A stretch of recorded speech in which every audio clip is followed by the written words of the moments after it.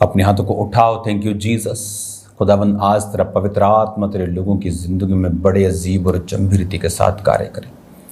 तेरा वचन इन्हें सिखाए और समझाए और सेम न रहने दे। खुदावंद आज खुदावंद जितने जन आज इस लाइव टीचिंग में, बाइबल टीचिंग में जुड़े, तेरे पवित्र आत्मा के द्वारा छुए जाएं और सेम न रहें। खुदा बाप तो इनकी ज़िंदगी में बड़े अजीब और गंभीर रीति के साथ बड़े कार्य कर। खुदावंद ऐसे काम इनकी ज़िंदगी में कर। खुदावंद ऐसी टेस्टिमनी इनकी ज़िंदगी में पैदा कर जिसे सुनकर, जिसे देखकर लोग तेरी ओर खिंचे आए। खुदावंद आज मैं इन्हें आशीषित करता हूँ। खुदावंद तेरे वचन को जितने सुने वो बरकत को पाएं। प्रभु यीशु मसीह के पवित्र और सामर्थी नाम में हम मांगते हैं, आमीन आमीन। हालेलुया। Thank you Jesus. स्वागत है खुदावंद की प्रेजेंस में। कॉन्ग्रेचुलेशन एक बार फिर से आपको। रोज की रोटी रोज आप सुन रहे हो, रोज अपना आत्मिक खाना जो है वो आप ले रहे हो।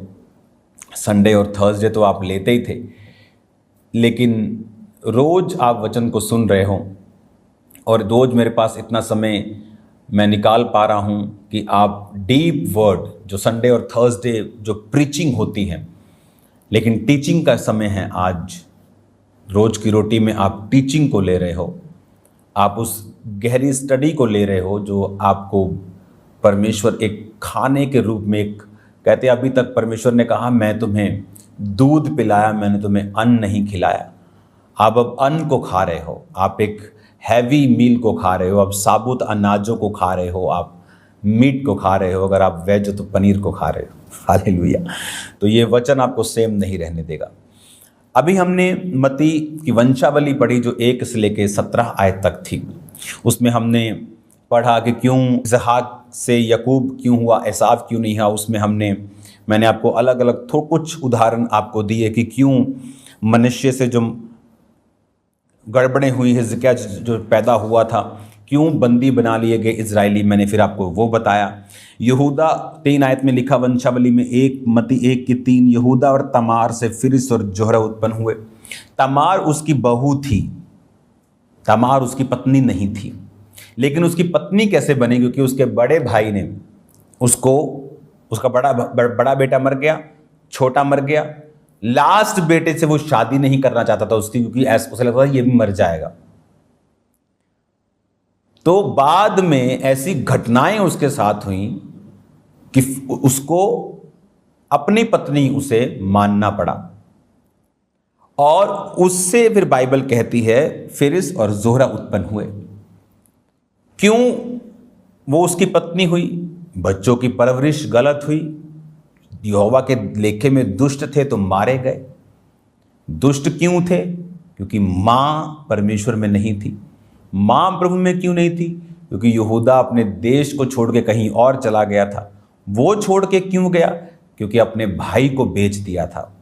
भाई क्यों बेचा? क्योंकि उससे जेलसी करते थे। Jealousy is the one of the biggest sin. Jealousy करना एक बड़ा पाप है। शैतान जेलसी से मरा, परमेश्वर से जेलसी करने लग गया। जिसने उसे बनाया उसी के खिलाफ चला गया।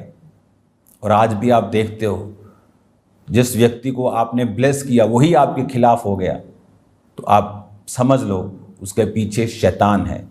अकेला नहीं, शुद्ध वाला, 100% शुद्ध शैतान। हालेलुया। दुकानों पे लिखा होता ना 100% शुद्ध देसी घी। तो अगर कोई विरोधी हो जाए आपके भले करने के बावजूद, चाहे बाद में माफिया मांग ले, 6 महीने बाद वापस आने की ट्राई करे, वो अलग चीज़ है, लेकिन आप ये समझ लेना कि उसके पीछे शुद्ध वाला शैतान है, प्योर डीमन है उसके पीछे। हालेलुया। अब जब हमने सुना कि यहूदा और तमार से फिरिस और जोरह और फिरिस को परमेश्वर ने अपनी ब्लड लाइन में लिया, क्योंकि एक गलती की उसकी सजा मिली, वो अलग हुआ। फिर क्योंकि जब आदमी एक गलती करके परमेश्वर के भवन से निकलता है, फिर वो गलतियों पे गलतियां करता है। उसकी मैरिड लाइफ भी डिस्टर्ब, उसकी फाइनेंशियल लाइफ भी डिस्टर्ब। जब तक वो वापस गलती को सुधारता नहीं, तब तक डिस्टर्बेंस उसकी लाइफ से खत्म नहीं होती। हालेलुया। अब हम आज पढ़ेंगे 18 आयत को।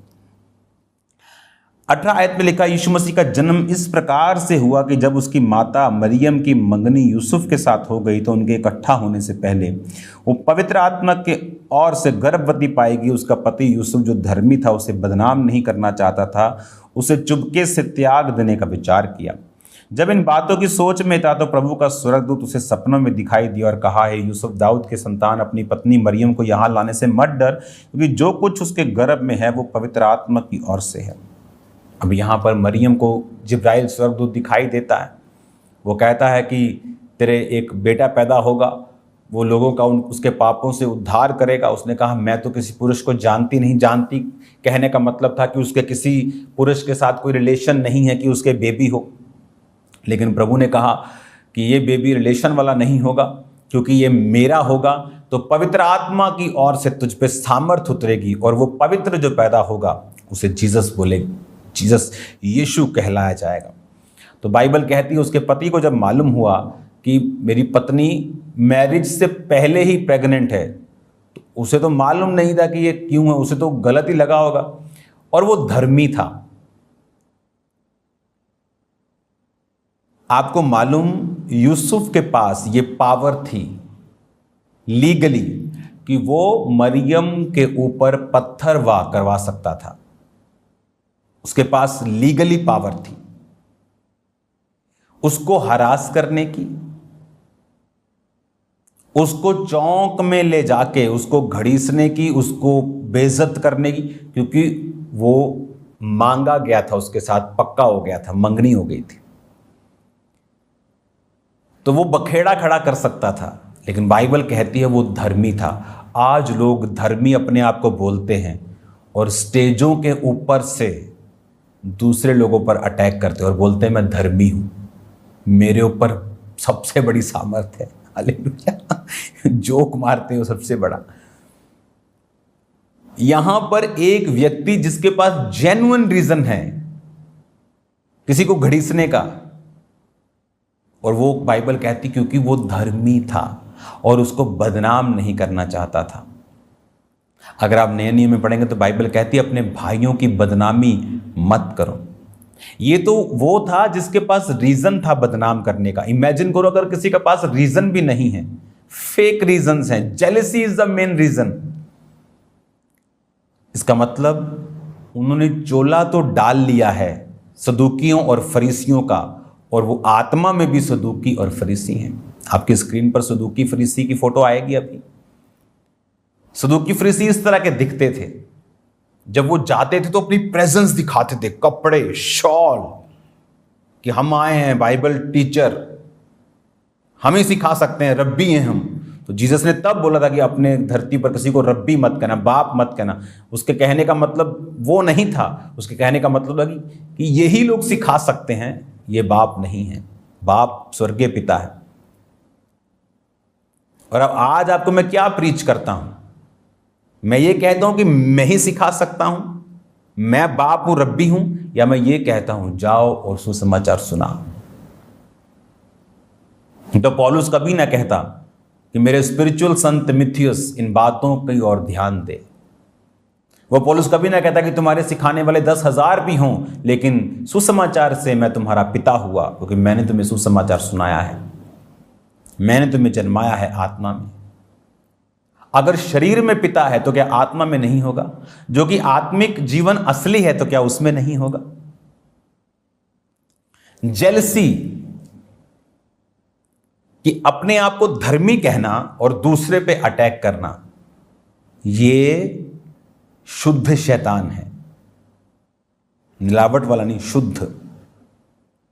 हालेलुया।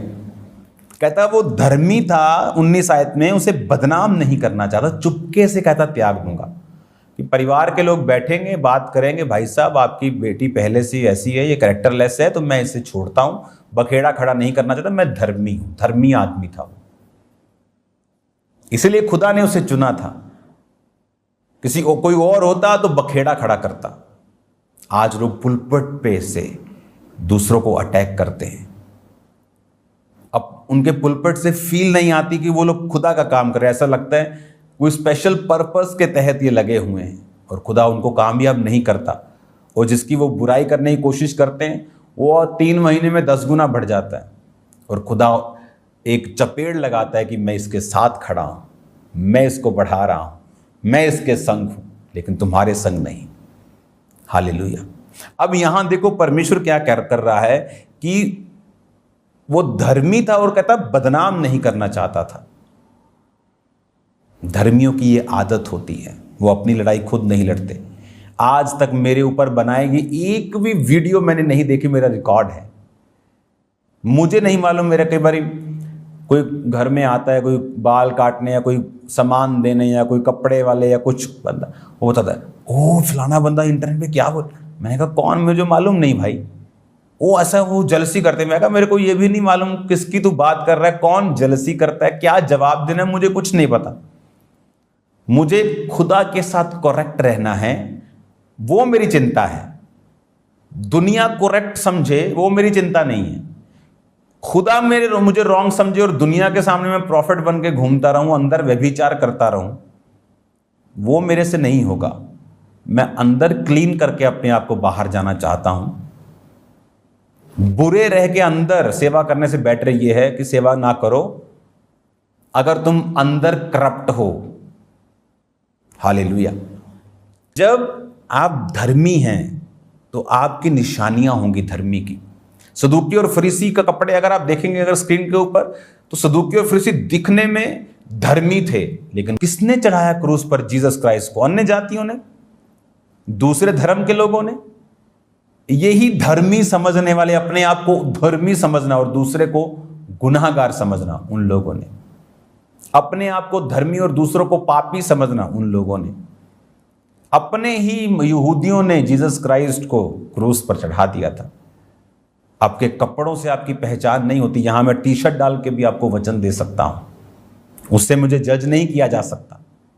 यहां कोट पैंट डाल के भी दे सकता हूं, लेकिन अंदर जीसस ने कहा जो तुम खाते हो, सुबह टॉयलेट से बाहर निकलता है, तुम्हें अशुद्ध नहीं करता। जो तुम बोलते हो, निंदा, चुगली, बदनामी, ईर्खा, विरोध, फूट, विधर्म, जादू टोना, वो तुम्हें अशुद्ध करता है। व्यभिचार, मूर्ति, वो तुम्हें अशुद्ध करता है। हालेलुया। अब उसको स्वर्गदूत सपना देता है, स्वप्न में उससे बात करता है कि भाई साहब मत डरो, मेरे बेटे मत डर, दाऊद की संतान मत डर, क्योंकि जो उसके गर्भ में है वो होली स्पिरिट की ओर से है। उसको बताया जाता है कि उसके गर्भ में पवित्र आत्मा की ओर से एक पुत्र है। और यह ऐसा इसलिए हुआ। फिर उसको कहां से कंफर्मेशन मिलेगी? वचन से, क्योंकि वचन में लिखा हुआ था यीशु मसीह के जन्म से 700 वर्ष पहले यह रिटन था कि एक कुंवारी गर्भवती होगी। तो लोगों को लगा कि शायद कुंवारी मतलब कि ऐसी लड़की जो कुंवारी हो, उसकी शादी होगी, क्योंकि वचन सबके समझ में इतनी जल्दी नहीं आता था, जो खासकर डीप प्रोफेटिक वर्ड्स होते थे। जैसे जीसस ने कहा मेरे लिए मत रो, अपने और अपने पुत्रों के लिए रो। क्यों? क्योंकि कुछ ही दशकों बाद ये सब कुछ ढा दिया जाएगा, वेस्ट कर दिया जाएगा। हालेलुया।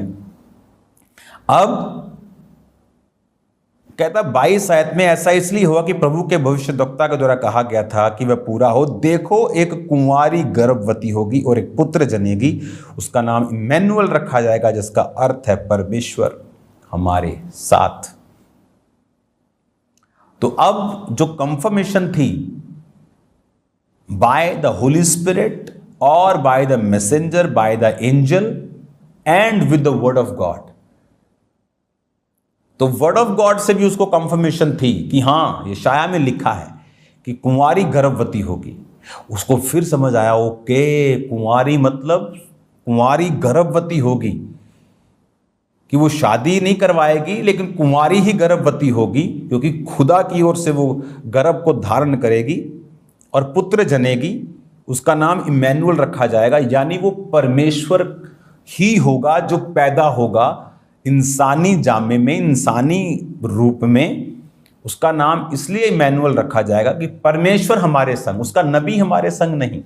लोग बोलते हैं Jesus is the profit, he is the messenger, वो नबी था, खुदा नहीं था। नो, वो नबी, एक नबी का ऑफिस छोटी सी चीज थी खुदावंद यीशु मसीह के लिए। वो खुदा था, वो परमेश्वर था। आपने इंटरनेट पे देखा होगा, लोग बोलते ओके, एक बंदे को मैंने देखा इंटरनेट के ऊपर, आप इसकी रील बनाना जरूर, जो जितने यूट्यूबर्स देख रहे हैं मुझको, ढूंढना वो कहाँ पे उसने बोला। उसने कहा ओके, वो एक व्यक्ति क्रिश्चियन से बहस कर रहा है, okay do you believe Jesus is the real God, कि जीसस असली खुदा है। कहता हाँ। कि जीसस को सब मालूम है। क्रिश्चियन कहता हाँ।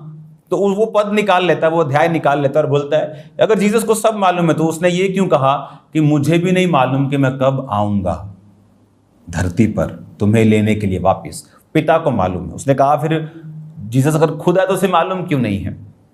आपको मालूम, जीसस ने बार बार बाइबल में लिखा है कि ऐसा इसलिए है। जीसस ने कहा पिता ने न्याय करने का सारा अधिकार मुझे दे दिया है। पिता न्याय नहीं करता, तो पिता न्याय नहीं करता, क्या उसको पिता नहीं बोलेंगे? पिता न्याय नहीं करता, लेकिन न्याय करने का अधिकार मुझे देते, ताकि सब लोग जैसे पिता का आदर करते हैं पुत्र का भी आदर करें। और पुत्र जो अपने आने का समय नहीं जानता, सिर्फ पिता जानता है, ताकि जब एंड में वो सब कुछ जीत कर पिता के हाथ में अपने आप को भी सौंप देगा, ताकि सब लोग पिता का आदर करें जिस तरह वो पुत्र का भी आदर करते हैं। आप समझ रहे मेरी बात को? कि जीसस ने कहा वो पिता ने अपने अधिकार में रखा है, न्याय करने का काम मुझे दिया है। तो अगर जीसस गॉड नहीं है, वो न्याय नहीं करता। अगर वो नबी है तो वो सिर्फ न्याय नहीं करता, लेकिन उसे न्याय करने का अधिकार है। 12 गोत्र सब लोगों का न्याय जीसस ने करना है, खुदा ने नहीं करना। क्यों? परमेश्वर ने कहा ताकि जिस तरह वो बाप का आदर करते हैं पुत्र का भी आदर करें, एक बैलेंस करने के लिए सिचुएशन को, क्योंकि वो बैलेंस करने वाला खुदा है। लिया अप्रिय हुई, 6 बालक दिए। राहेल प्रिय थी, बांझ थी, बाद में 2 हुए। कौन? यूसुफ, बिन्यामीन। अब आपको समझ आ रही है मैं क्या आपको बोल रहा हूं कि इससे ऐसे क्यों? ताकि बैलेंस। जीसस ने पिता को सब कुछ सौंप दिया और पिता ने जीसस के हाथ में सब कुछ सौंप दिया। सूर्य उसकी रोशनी है, उसकी गर्मी है, लेकिन क्या हम उसको अलग अलग बोलते हैं? सूर्य की रोशनी अलग है, उसकी गर्मी अलग है, उसका ठोस जो है कोर अलग है। नो, सूर्य, बाप, बेटा, पवित्र आत्मा एक ही है। बाप जैसे बोलते हैं कि मर्द की जुबान एक होती ना, तो बाप की जुबान एक ही है जिसने देह धारा और वो धरती पे आया। बाप कुर्सी पे बैठा है, लेकिन उसका आत्मा आप में मौजूद है काम को करने के लिए। बाप हर जगह नहीं जाता। न्याय करने का काम उसने अपने बेटे को दे दिया है, क्योंकि वो तीनों एक ही हैं। काम अलग अलग, लेकिन वो एक ही हैं। हालेलुया। अब जब उसको बोला गया कि उसका नाम इमैनुअल रखे, अगर वो नबी होता तो उसका नाम इमैनुअल नहीं होता। मोस्टली लोग क्या करते हैं, जब वो क्रिश्चियन से बहस करते हैं, बाइबल का एक अध्याय उठा लेते हैं अनपढ़ों की तरह और उसको कोट करते रहते हैं। ना उसके आगे पढ़ते हैं, ना उसके पीछे पढ़ते हैं, ना उसको सही रीति के साथ उसको बाय स्पिरिट जांचते हैं। जस्ट एक वचन पढ़ के उस पर बहस करने के लिए आ जाते हैं। हालेलुया। तो जब परमेश्वर ने कहा उसका नाम इमैनुअल रखा जाएगा, मतलब खुदा हमारे संग, नबी हमारे संग नहीं। वो नबी भी था, वो हीलर भी था, वो चंगा करने वाला भी था, वो टीचर भी था, वो इवेंजलिस्ट भी था, वो प्रीचर भी था, वो प्रेरित भी था। हालेलुया। तो उसका नाम इमैनुअल यानी प्रभु हमारे संग, परमेश्वर हमारे संग, कि वो खुदा जो था वो हमारे संग आएगा और वो हमारे संग रहेगा। हालेलुया। कि आज उसने कहा कि उसका नाम तू यीशु रखना, क्योंकि वह अपने लोगों का उनके पापों से उद्धार करेगा। लोगों का उद्धार करेगा पापों से। पापों को मिटाएगा। कौन मिटा सकता है? कि नबी पाप मिटा सकता है क्या? नहीं मिटा सकता। पाप मिटा सकता है तो परमेश्वर। तो जीसस ने कभी ये कहा, ऐसे भी कहा कि मैं तेरे पाप माफ करता हूं, जा तेरे पाप माफ हुए। नबी पाप माफ नहीं कर सकता, खुदा कर सकता है। इसलिए तो वो सदूकी फरीसी जो कपड़े डाल के रहते थे बोलते थे कि ये कैसे बोल सकता है, ये कौन है, खुदा है क्या? वो खुदा ही था, वो खुदा ही था कि तेरे पाप माफ हुए। वो अकेला नबी, नबी तो एक छोटा सा ऑफिस है उसका, कि आप कोई गाड़ी चला रहा है मर्सिडीज, तो आप उसको मर्सिडीज का ऑनर या उसको ड्राइवर नहीं बोल सकते। वो तो उसका एक छोटा सा पार्ट है, उसकी बड़ी कंपनी है। वो टेस्ला का मालिक है, वो माइक्रोसॉफ्ट का मालिक है। तो वो तो उसका छोटे छोटे उसके पार्ट्स हैं। जीसस क्राइस्ट एक नबी था, वो एक भविष्यद्वक्ता था, वो एक चंगा करने वाला परमेश्वर था, लेकिन असल में वो खुद परमेश्वर था। इसलिए कहा कि उसका नाम इमैनुअल रखा जाएगा, जिसका मतलब है प्रभु हमारे साथ, परमेश्वर हमारे साथ। वो आपके साथ है। इसको कंटिन्यू, मत्ती 1 अभी खत्म नहीं हुआ, इसको जारी रखेंगे। अपने हाथों को उठा। खुदा बाप, आज जितना वचन तेरे लोगों ने सुना वो 100 गुना बरकत को पाए, 100 गुना आशीष को पाए, वो सेम न रहे। खुदाबंद तेरा पाक रूह इन्हें छुए, चंगा करे, आजाद करे। In the mighty name of Jesus be healed. यीशु मसीह के नाम में चंगे हो जाओ और आजाद हो जाओ। सब बीमारियां तुम्हारे शरीर को छोड़कर चले जाएं। जीसस तुम्हें चंगा करते हैं right now in the name of Jesus. Thank you Lord. अपने हाथों को उठाओ। आज रात जितने लोग प्रेयर माउंटेन की प्रेयर के साथ जुड़े, सेम न रहें। खुदावंद का आत्मा आपको गाइड करे, उसको शेयर करना है, लोगों को इनवाइट करना है, क्योंकि आप सेम नहीं है उस प्रेयर माउंटेन की प्रेयर के साथ। जितने खुदावंद उस सुंदर, उस फायर, आग से भरे हुए पहाड़ से, खुदावंद उस जगह से, उन प्रेयर रूम से खुदावंद प्रार्थना को रिसीव करें, सेम न रहें। इनकी चंगाइयाँ, डिलीवरेंस हो खुदावंद, बरकतें आए इनके घरों में, यीशु मसीह के नाम में। आमेन, आमेन। God bless you all. मेरा बिलीव है कि आप लोग शाम की प्रेयर्स को अटेंड करके बरकतों को पा रहे हैं। थर्सडे मीटिंग एक स्पेशल आपको मैसेज मैं आपको दूंगा। आप सेम नहीं होंगे यीशु मसीह के नाम में। अमेरिका के टूर्स, उन्हें भी आप अपनी प्रार्थना में रखेंगे, और एक मैसेज जो वहाँ से मैं लाइव होकर आपको दिया करूँगा, रोज की रोटी हो या प्रेयर माउंटेन हो या मीटिंग्स हो, तो मैं आपके साथ जुड़ा रहूँगा दुनिया के जिस कोने में भी मैं हूँ, ताकि आपकी खुराक जो है वो मिस ना हो। मीटिंग वाले दिन रोज की रोटी नहीं होती। God bless you all. आप सेम नहीं हैं। फिर मिलेंगे खुदावंद की प्रेजेंस में। थर्सडे मीटिंग अटेंड करना भूलना नहीं। खुदावंद आपके साथ हो। ये बड़ी मीटिंग जो थर्सडे होगी, अनॉइंटिंग ऑयल डिस्ट्रीब्यूशन मीटिंग होगी। आप मिरेकल्स को देखेंगे इन Jesus name. God bless you all.